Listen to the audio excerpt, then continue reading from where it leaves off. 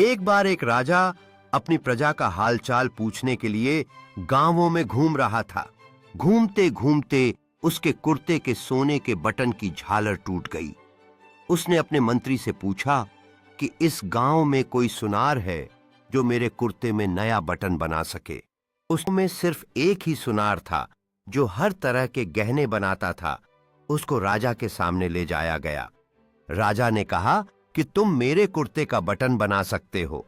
सुनार ने कहा, हुजूर, यह कोई मुश्किल काम थोड़े ही है, और राजा के कुर्ते में फिट कर दिया। राजा ने खुश होकर सुनार से पूछा कि कितने पैसे दूं? सुनार ने कहा, महाराज, रहने दो, छोटा सा काम था। सुनार ने मन में सोचा कि सोना तो राजा का ही था, उसने तो सिर्फ मजदूरी की है, और राजा से क्या मजदूरी लेनी है। राजा ने फिर से सुनार को कहा कि नहीं नहीं, बोलो कितने दूं? सुनार ने सोचा कि 2 रुपये मांग लेता हूं, क्योंकि उस जमाने में 2 रुपये की कीमत बहुत होती थी। सुनार ने सोच विचार कर राजा से कहा कि महाराज, जो भी।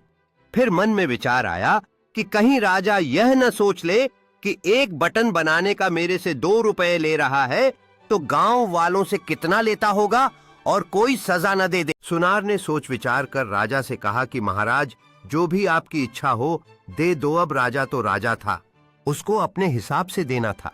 देने वाला तो पता नहीं क्या दे, कहीं देने में उसकी इज्जत खराब न हो जाए।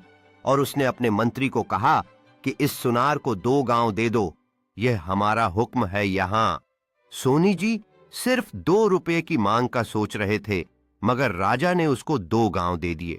शिक्षा हमें भी सुनार की तरह ईश्वर से कुछ मांगना है तो उसी पर छोड़ देतीन, क्योंकि जब हम प्रभु पर सब कुछ छोड़ते हैं तो वह अपने हिसाब से देता है, और मांगते हैं तो सिर्फ हम मांगने में कमी कर जाते हैं।